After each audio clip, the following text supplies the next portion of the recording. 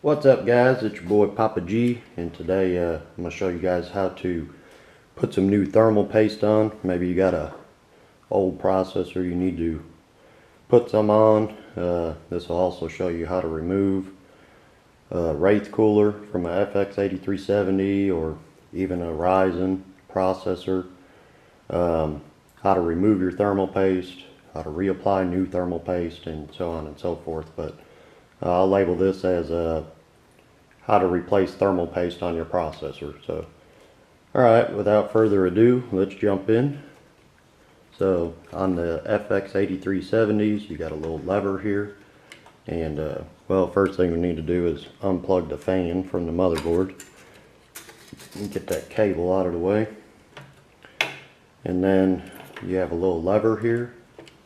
And you're going to pull that lever up, which will loosen up your clamps. There's one on each side here. Loosen up those clamps now.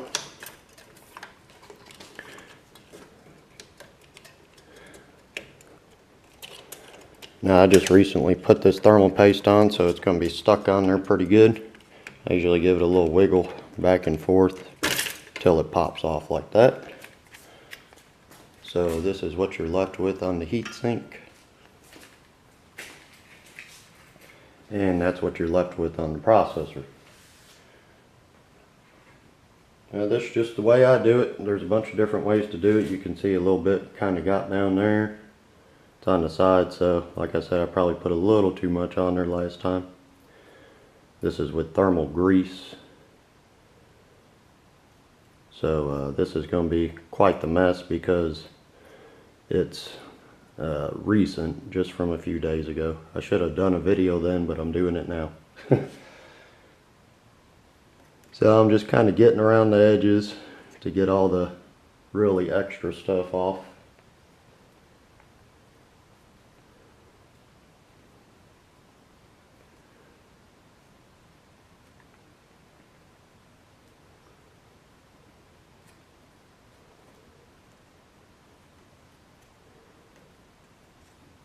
Alright, that seems to be pretty good around the edges, so I'm just going to take a cloth now with some rubbing alcohol. You guys can buy the expensive stuff if you want to, but Papa G ain't got it like that. So I use rubbing alcohol, and then just take a cloth and rub it around on there till you get all the old thermal paste off. Make sure you get around the edges. I'll make sure you have a nice clean surface. This alcohol ain't gonna hurt nothing. It's just gonna evaporate. Like I said, they do sell some stuff that's made specifically for this. I couldn't even tell you what the difference is between that and rubbing alcohol. I've always used rubbing alcohol. I've been working on computers for 20 years or more.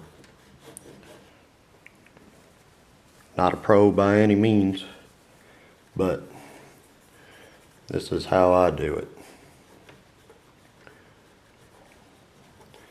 Alright, just make sure it's dried off real good and nice and clean surface. If you want to get real picky about it, you can take you a Q-tip or some, maybe like a alcohol pad. Just make sure that there's nothing left on there.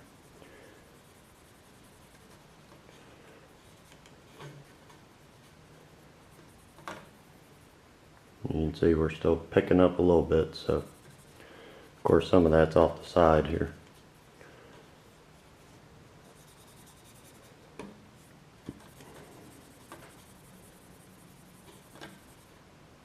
Okay, so that looks pretty clean. So now we got to get this off of here, and pretty much going to use the same method. I'm going to take a Q-tip and get all this really globbed up stuff off of here.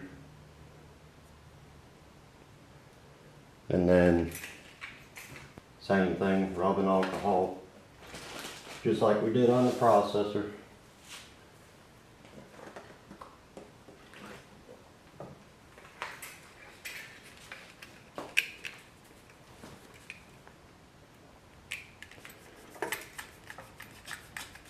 Make sure you get that nice clean surface again, just like on the processor.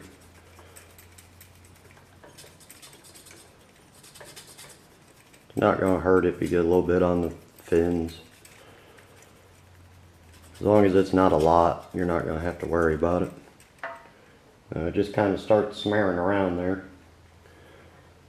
You just need to put some more alcohol on.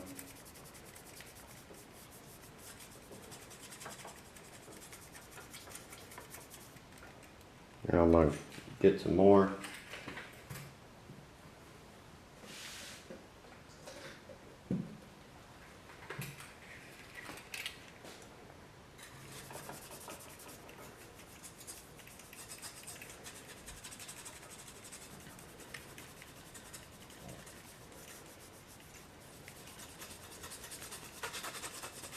Starting to get cleaned up pretty good now. You can buff it if you want to, but it's really not necessary. You're not going to see it. It's still going to get good contact, even though it's, you know, got a little grayness to it. It's not going to hurt anything. So that's pretty cleaned up now.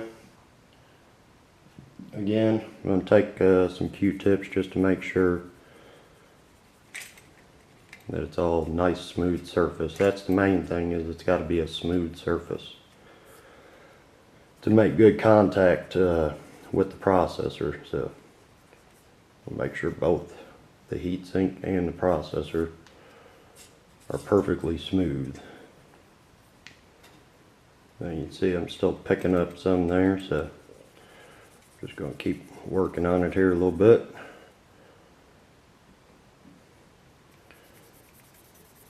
You can use cotton swabs too. I just didn't happen to have any available right now. Of course, that would cover a little more surface area. I like using Q-tips on the processor though, because I don't want cotton all over, you know, grabbing on the motherboard and stuff and leaving little strands of cotton everywhere.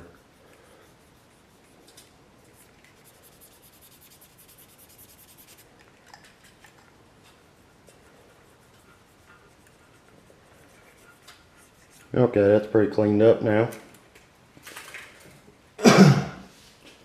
Now I got the thermal paste using the Thermaltake TG7. It's just what I have on hand at the moment.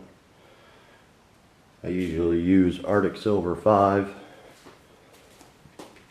So you want to put about a, well, you see last time I put a little too much on, so I'd say a little smaller than a pea size. About the size of a pea that you eat. Just about like that, right in the middle.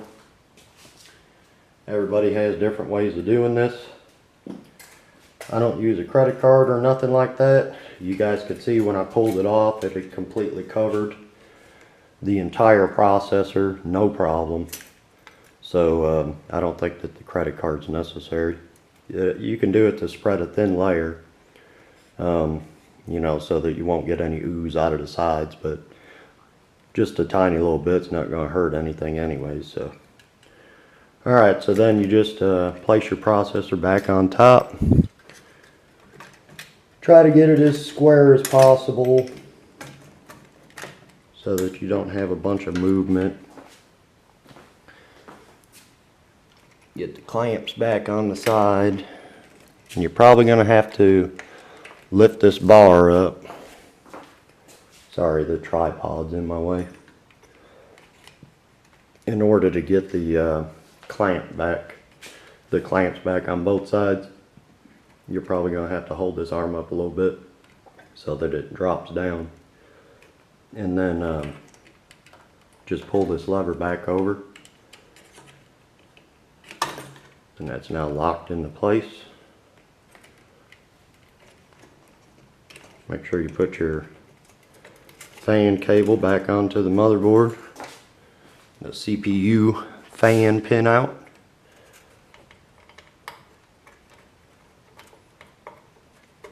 And voila, just replace thermal paste on your processor. Alright guys, thanks for watching. Please leave a like, comment below if you need any help with anything. And if you're not subbed, I'd appreciate that. Thanks guys.